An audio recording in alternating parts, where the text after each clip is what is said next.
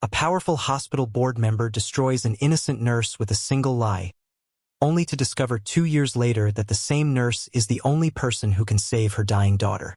She didn't ruin the nurse's career by accident. She did it on purpose. The hallway of Grady Piedmont Regional Medical Center was bright and polished, sunlight pouring through the tall 7th-floor windows. Nurses moved quickly, monitors beeped softly, and life unfolded in quiet urgency. In the middle of it all, Vivien AJ walked like she owned the air everyone else breathed. Her heels struck the tile with sharp, confident rhythm. Her cream blazer was flawless. Her posture was perfect. People stepped aside without being asked. A supply cart caught on the edge of a door. A small bottle of saline rolled across the floor. One drop splashed onto her designer shoe. Vivien stopped. The nurse, Yamensa, immediately knelt down. Calm, apologetic, respectful. "I'm so sorry, ma'am. It was an accident. It was a tiny thing, barely visible, easily wiped away." But Vivien did not see a drop of saline. She saw disrespect. She saw someone who did not look intimidated. She saw a nurse who met her eyes without fear. And something inside her tightened. "Do you know how much these shoes cost?" she asked, her voice soft but sharp. The nurse apologized again. She did not argue. She did not tremble. She simply looked at Vivien like she was human. That was the problem. Later that afternoon, Vivien sat across from the hospital CEO in a quiet office overlooking the city skyline. Her tone was calm, controlled. "That nurse was rough with my daughter during intake," she said evenly. "I don't trust her competence. It was a lie. Clean, deliberate lie." The CEO hesitated. The nurse's record was spotless. 4 years without a single complaint. But Vivien AJ controlled millions in donations. And power has a weight few people are brave enough to resist. "I want her removed," Vivien said. She did not raise her voice. She did not hesitate. She did not blink. She should have known better than to look at me like that. Within hours, the decision was made. Yamensa was called into an office. The explanation was vague. A complaint from above. Effective immediately. She did not shout. She did not beg. She packed her locker in silence. Extra scrubs, a photo of her mother, a thank you card from a patient's daughter. 4 years of service reduced to a cardboard box. As she stepped into the elevator, the doors closed gently, sealing away her time on the 7th floor. Vivien, meanwhile, attended a fundraiser that evening. She spoke about compassion in healthcare. She smiled for photos. She received applause. She slept peacefully that night. She thought it was over. But sometimes the smallest lies echo the loudest. And sometimes the life you quietly push out the door is the one fate sends back to your own. Pride makes quick decisions. But consequences take their time. Long before her name became a condition for a life-saving surgery, she was simply a nurse who cared. Yamensa did not walk through the hospital expecting attention. She moved quietly, almost softly, like someone who understood that healing does not need noise. Her scrubs were always neat, her badge slightly tilted from long shifts, her hands steady from years of practice. But it wasn't her skill alone that made her different. It was the way she looked at people. On the 7th floor, patients waited for her without even realizing it. Mrs. Delaney, recovering from hip surgery, always relaxed when you entered the room. "There you are," the elderly woman would whisper. "I was hoping it would be you." You would smile, adjust her pillow, check the 4-line gently. "Of course. I told you I'd come back." She remembered names. Not just the patients, but their children's, their grandchildren's, their favorite foods. She knew who feared needles. She knew who pretended to be brave. She knew who needed the lights left on at night. Was that part of her job description? No. But Tia, care was never just a procedure. It began long before nursing school. It began in a small home where her mother, Abana, raised her with one rule: treat every person like they matter, because they do. You carried that sentence into every room. When she drew blood, her voice was soft. "Small pinch, I promise." When someone cried before surgery, she didn't rush them. She sat down. She held their hand. In the quiet of a hospital night shift, when machines hummed and families had gone home, you would sometimes pause beside a sleeping patient and whisper a simple reassurance. You're not alone. She never posted about it, never asked for recognition. She left her shifts tired but fulfilled. If I can make one person feel safe today, that is enough. Other nurses noticed. The head nurse once pulled her aside. For years, she said, shaking her head in amazement. Not one complaint. Do you know how rare that is? You only smiled. My mother would say it's just doing what's right. Even the most anxious patients trusted her instinctively. Mr. AJ, diabetic and constantly worried about his insulin levels, used to calm down the moment she entered. Tell me about your grandson again, she would say while checking his chart, and he would smile. That was her gift. Not perfection, presence. She did not know that while she was building trust quietly, someone else was building resentment silently.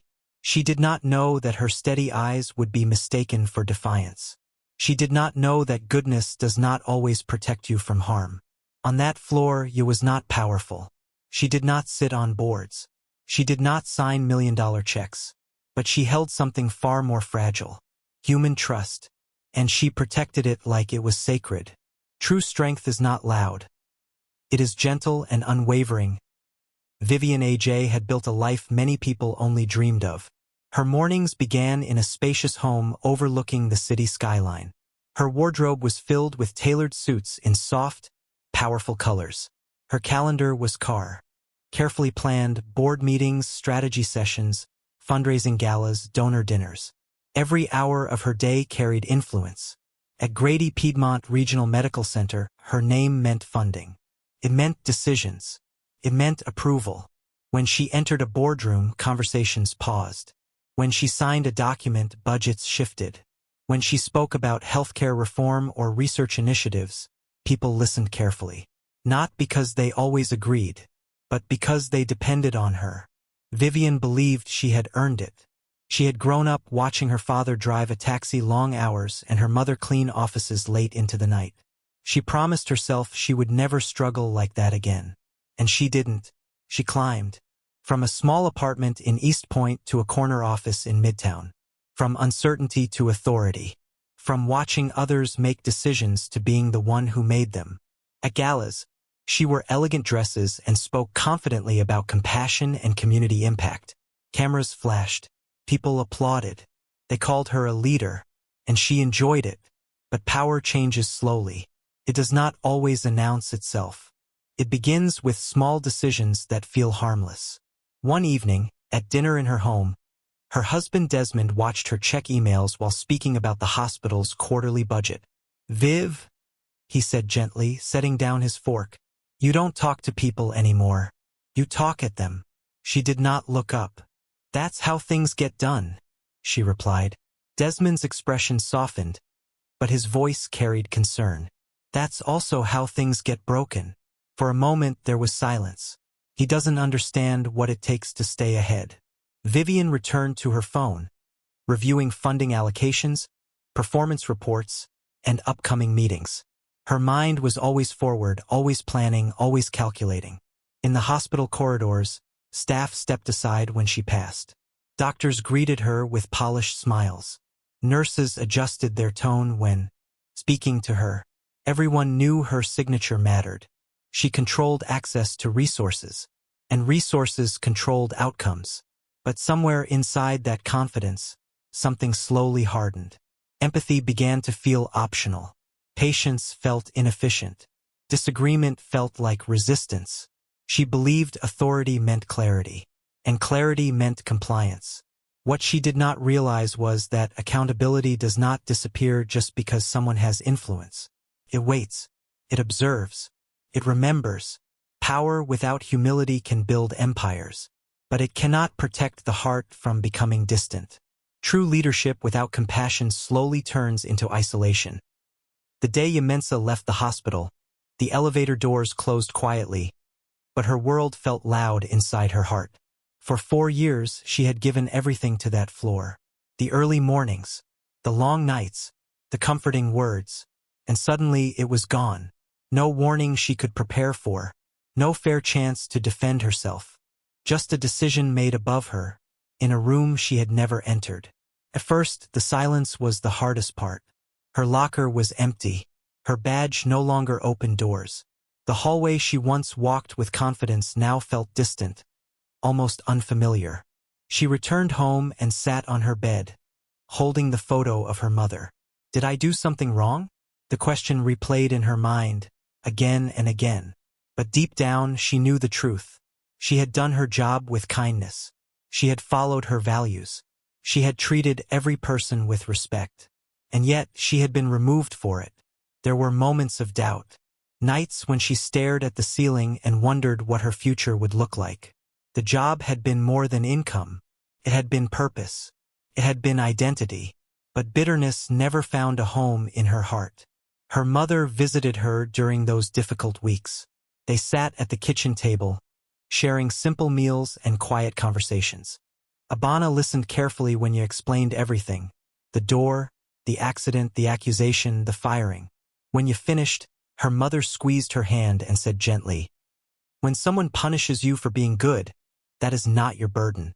It is theirs." Those words stayed with her. 2 months later, you found work at Mercy Hill Free Clinic in South Atlanta. The building was small. The paint on the walls was faded. The equipment was basic.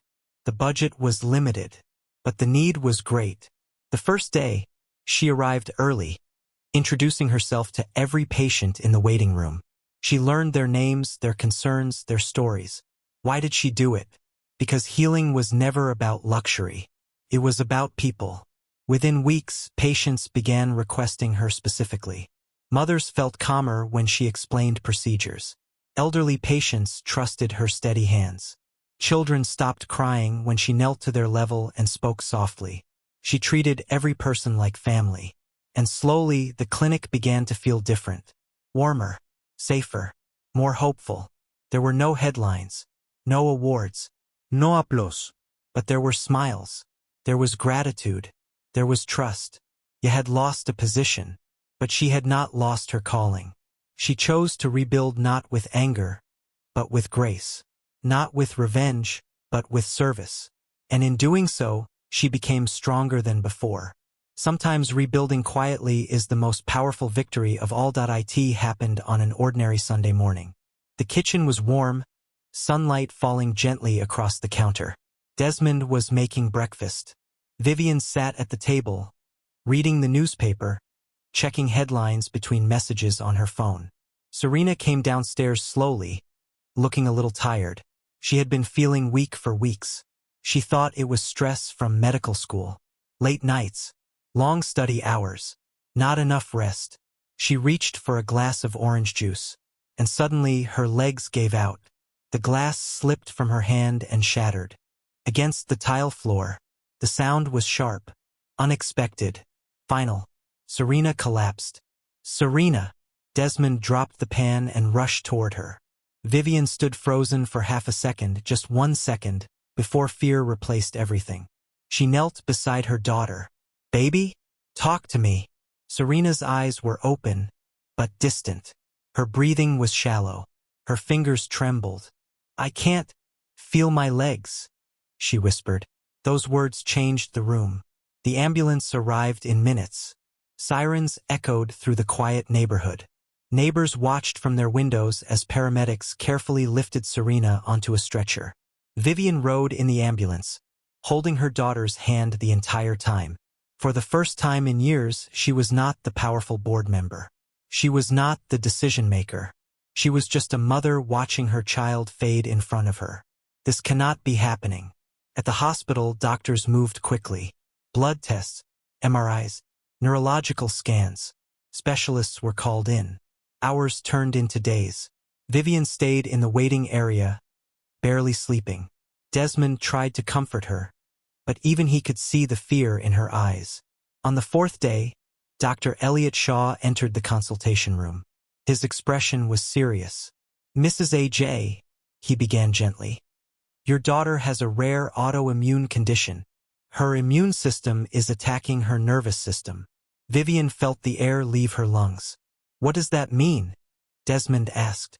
It means the condition is progressing rapidly. Without intervention, it will continue to damage critical functions. Silence filled the room. Is there anything we can do? The question hung in the air. Doctor Shaw nodded slowly. There is a specialized procedure. It's complex and high risk. Only a few specialists in the country can perform it. But timing is critical. We have a small window. Vivien leaned forward immediately. Whatever it costs, do it. Get the best. Money is not an issue. Her voice was steady, but her hands were shaking. Dr. Shaw continued. We've identified the leading specialist. He can travel here. However, he has one condition for proceeding. Vivien's heart pounded. He requires a specific nurse on his team for post-operative care. The room felt smaller. The nurse is essential to the procedure's success. Vivien swallowed. And her name is Yamensa. The name landed like a sudden storm.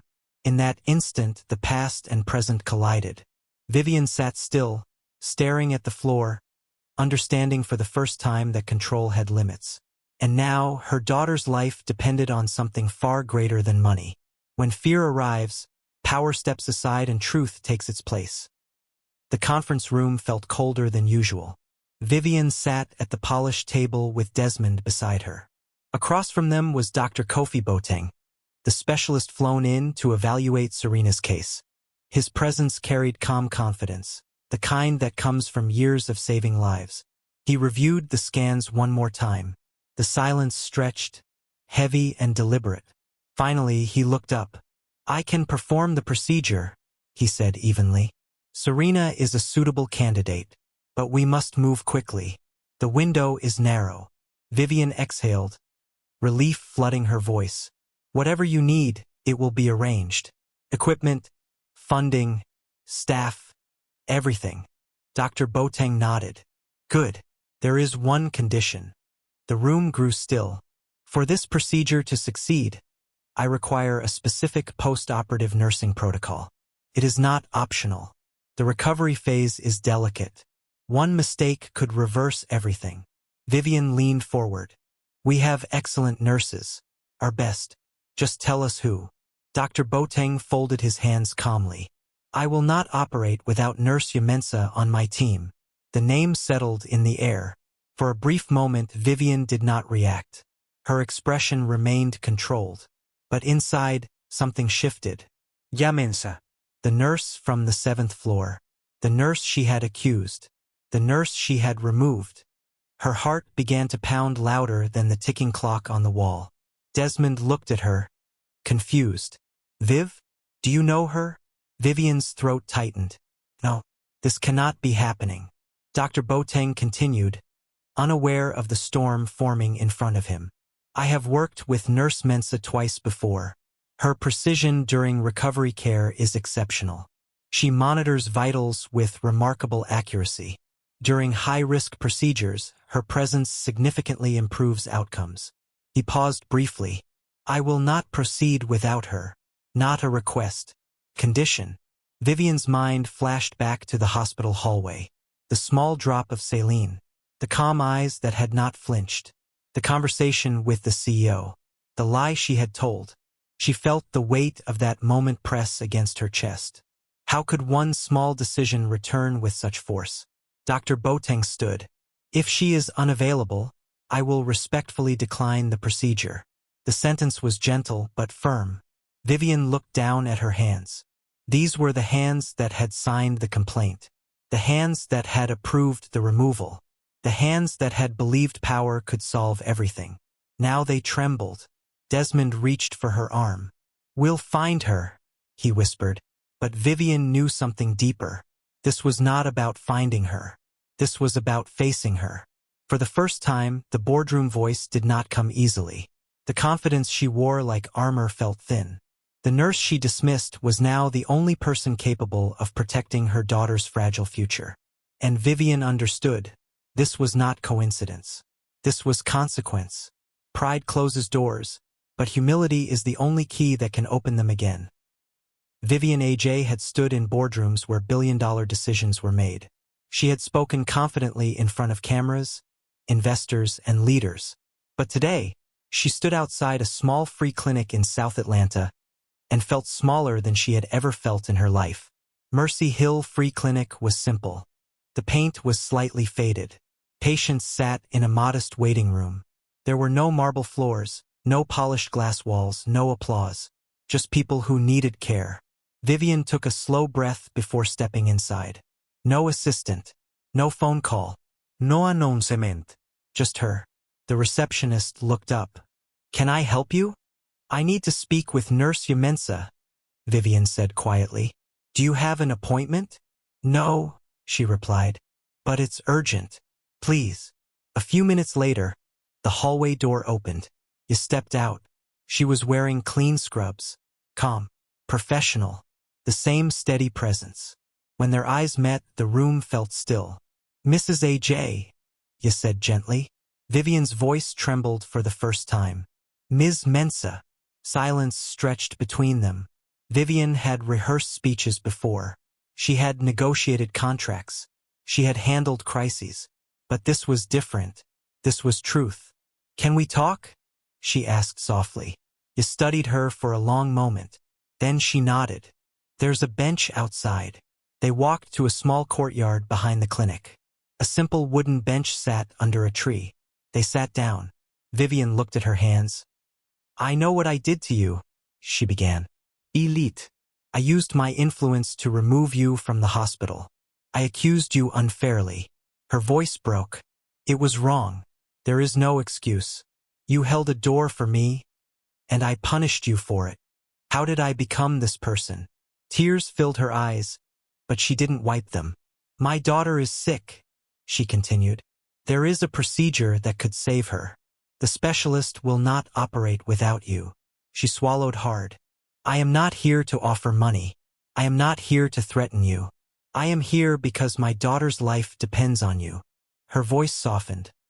"And I know I have no right to ask, but I am asking." For a moment, the only sound was the wind moving through the leaves. It did not interrupt. She did not react dramatically. She simply listened. Finally, she spoke. "What time does the specialist need me at the hospital?" Vivien looked up in shock. "Thursday morning," she whispered. "Ya nadid kamli." "I'll be there." Vivien's breath caught. Relief, guilt, gratitude, and shame all rushed through her at once. She expected rejection. She expected anger. Instead, she received grace. You stood up, ready to return to work, as if nothing extraordinary had happened. Vivien remained on the bench, overwhelmed. Sometimes the person you hurt the most is the one who teaches you mercy. And sometimes forgiveness is not weakness, it is strength. Grace is the quiet power that heals what pride has broken. The operating room lights were bright, almost blinding. Serena lay still beneath the sterile sheets, surrounded by monitors, tubes, and a team of focused professionals. This was not just a procedure. It was a battle delicate, precise, and unforgiving. Dr. Boateng stood at the center of the room, calm and controlled. His hands moved with experience. Every step followed a strict protocol. And beside him stood Nurse Yamensa. She did not speak unnecessarily. She did not look around for attention. Her eyes stayed on the monitors, on the readings, on the details that mattered. 6 hours. That was the window between life and loss. Vivien waited outside in the hospital corridor. Desmond sat beside her, holding her hand. For the first time in years, she was not in control of anything. Every minute felt heavier than the last. Inside the operating room, the procedure progressed carefully. Dr. Boateng worked with steady precision.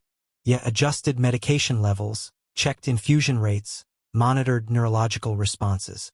Her training guided her hands. Her focus guided her decisions. Then it happened. For hours into the surgery, the monitor alarm suddenly sounded. Serena's blood pressure began to drop. The room shifted instantly. The anesthesiologist called out the readings. The surgical team paused. The numbers were falling fast. Too fast. For a second, silence filled the room, the kind that can change everything. "Stay calm." You moved immediately. She leaned in, checking the 4-line, scanning the medication flow, recalculating dosage adjustments. Her movements were quick but controlled. "Adjust the infusion rate," she said clearly. Her voice was steady. Dr. Boateng glanced at her and nodded once. "Trust. You recalibrated the settings, corrected the fluid balance, and ensured the proper medication response was delivered without delay." Within moments, Serena's blood pressure stabilized. The monitor beep returned to a steady rhythm. The room exhaled collectively. No panique. No hesitation. Just precision. Outside, Vivien sat with her eyes closed, unaware of the narrow escape unfolding above her. She whispered silent prayers under her breath. Was this what it felt like to depend entirely on someone else? Hours later, the procedure reached completion. Dr. Boateng carefully closed the final step and removed his gloves. "Stable," he confirmed. The words were soft but powerful. Serena had made it through the surgery successfully. The critical moment had passed. If you had hesitated even 3 seconds, the outcome could have changed. But she did not hesitate. She acted with expertise, focus, and calm strength. When Dr. Boateng later informed the family that the procedure was successful, relief flooded the waiting area. Vivien collapsed into Desmond's arms, tears streaming down her face. Not because she had power, but because someone she once dismissed had just saved her daughter's life. Inside that operating room, grace had outperformed pride. Skill had outperformed fear, and compassion had outperformed consequence. In the most fragile moments, steady hands and a calm heart can hold the line between life and loss. 2 weeks after the surgery, Serena was strong enough to leave the hospital. She walked slowly, but she was walking on her own feet. The hallway felt different now. Lighter, softer. The same walls that once carried fear now carried relief. Vivien stood near the nurse's station, waiting.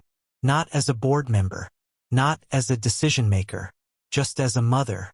When Mensa turned the corner with a patient chart in her hand, their eyes met.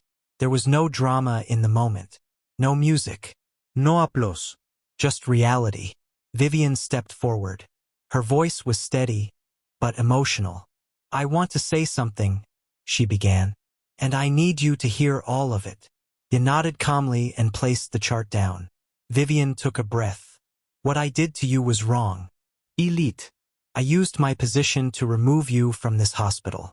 I hurt an innocent person because of my pride." Her eyes filled with tears. "You held a door for me, and I punished you for it. How could I have been so blind?" Her voice trembled, but she continued. "I am resigning from my seat on the board. I have submitted a formal letter explaining the truth. Everything. The complaint. The lie. The reason you were removed." She reached into her bag and placed an envelope on the counter. "I have also recommended that you be reinstated with full pay for the time you lost." You looked at the envelope but did not take it. Vivien continued softly. "I cannot undo what I did, but I can tell the truth." The hallway was quiet. You finally spoke. "I don't need your resignation." Vivien froze. "I don't need back pay. And I don't need to return to the hospital." Vivien's shoulders dropped slightly. "What I need," you said gently, "is for you to remember." The words were simple, but powerful. Remember how it felt when you thought you might lose your daughter.